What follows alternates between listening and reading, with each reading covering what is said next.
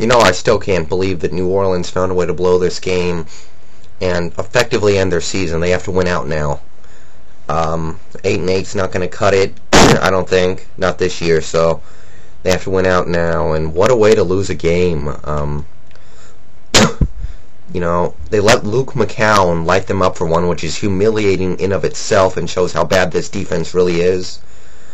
But it looked like they were going to be able to pull out a win anyway, even though the Bucs' very stagnant offense was able to put up some pretty serious points.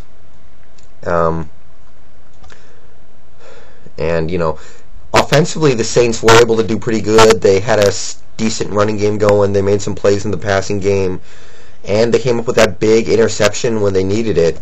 And it looked like that was going to be enough. And you call a reverse. I don't know where that comes from, especially after what happened last year. In the playoffs against Philly, they ran a pitch to Reggie Bush. He fumbled it. It very nearly cost the Saints the game. And now, not only do you run a pitch, you run a reverse. Bush was obviously foolish for pitching it once the play started to go a little south. That play was kind of doomed from the beginning. But, it's just shocking to me that you could make that play call. And then obviously Tampa drove down and put up the touchdown to Jeremy Stevens. I still don't mind Stevens. A lot of people up here in Seattle hate him. I kind of liked him when he was here. I almost wish we could have kept him. It didn't work out, obviously, but he made some plays for us. He did some good things for us, and I don't forget that. I don't got a lot else to say here. Tampa's got their division under control now. They swept the Saints. They should be able to take care of Atlanta and Carolina in the next couple of weeks here, and that should be that.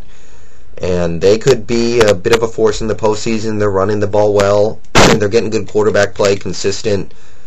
We'll see. Steelers 24, Bengals 10. What a poor performance by Palmer. I know he's better than that. He completed like 30-something% of his passes, 183 yards. Really substandard for a guy of his, reputation. I mean, the Bengals haven't been able to do much right this year. They couldn't really run the ball very well. They still can't, even now they have Rudy Johnson back.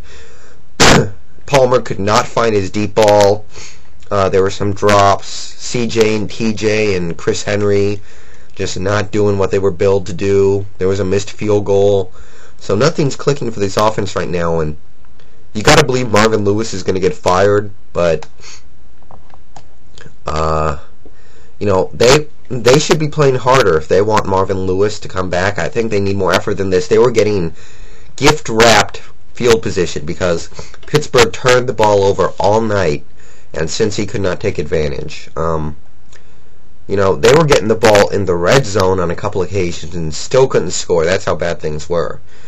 And as for Pittsburgh, Ben's struggled a little bit the last 3 weeks, but obviously it's enough to be 2-1 right now. He's making a couple plays, and this offense is starting to turn the ball over too much, which is obviously a huge detriment for a team that already has offensive line struggles. But they're gonna have to overcome that. Hines Ward had one of his best games of this year, which is kind of important for him because he wasn't having a good year to this point. They overcame the loss of Santonio Holmes, and defensively they overcame the loss of Troy Polamalu. Sometimes that's what you need to do.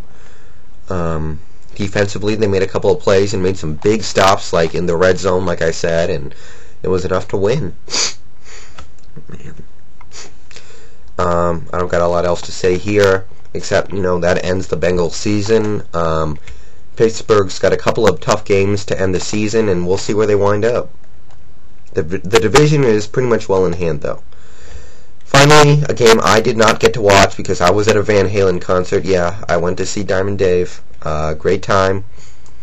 And I missed this game. It was a great game, it sounds like. From what I can tell, it was a pretty good back and forth evening. Bowler played well. He effectively outplayed Brady. Willis McGahee, he had a huge game, and at this point, that's all Baltimore should hope for. That their trade and subsequent signing of Willis McGahee is not in vain, and that's what it's looking like right now. Derek Mason continues to have his under-the-radar really good season. Defensively, they got pressure, plenty of pressure, and they forced a turnover or two actually, and that's really just what they needed to do, but obviously they couldn't pull out the win. Offensively, I think they did what they needed to do. Defensively, they played well, but this team just isn't that good. They're not good enough to beat New England, even when they do things right, I guess, is the ultimate lesson here. And they did nearly win. Brady played pretty poorly. He completed less than half of his passes. It seems like New England can't run the ball. Maroney and Falk, they're combining to put together decent performances, but the running game is just not there right now, and I don't know if they're going to be able to get it back. The passing game was playing all right. Obviously 257 yards is substandard for New England, but the last couple weeks Brady has cooled off, but they did make enough plays to win at the end, and defensively they came up with a huge interception and a couple of huge stops late in the game, and that's what they needed to win. And they did. I don't know this stuff about the referees because I did not watch the game. There are a couple things here. Obviously, Baltimore shot themselves in the foot so many times on that last drive. Obviously, when you pick up a referee's flag and throw it into the stands, what else are they supposed to do? I don't know about other calls throughout the night. I don't know what to say on those, but and at the end they lost by 2 yards. They hit the Hail Mary at the 2-yard line and very nearly got it in. So nice effort by Baltimore, but they lost their cool at the end, and they couldn't get a first down or stop when they needed it at the end, and that's why this team is 4-8. They had a chance to pull off a pretty sizable upset, and it didn't happen. That's why this team is 4-8. But as for New England, obviously the last 2 weeks are a bit unsettling for New England. I think what it is some people are shocked about all this, but it's just following trends. The last 3 years, the dominant regular season team peaked earlier in the season, trailed off at the end, and didn't get it done in the playoffs. Pittsburgh, Indianapolis, and San Diego, the last 3 years. Really, when you're a dominant regular season team like New England is right now, you're playing your best football at the middle of the season or earlier, and it's really hard to keep that up the entire season. And the last 2 weeks, what we're seeing is maybe New England starting to fall off a bit, because when you peak, you have to start going down, and that's what New England's doing right now. And it's going to be really hard to sustain success in the postseason for this team. Right now, I honestly do believe that Jacksonville is going to go into New England in the second round of the playoffs this year, and I think they can knock them off. We'll see when we get there, but right now, New England is showing me that they can't run the ball. Their passing game isn't half as effective when the opposing cornerbacks jam the receivers at the line. Their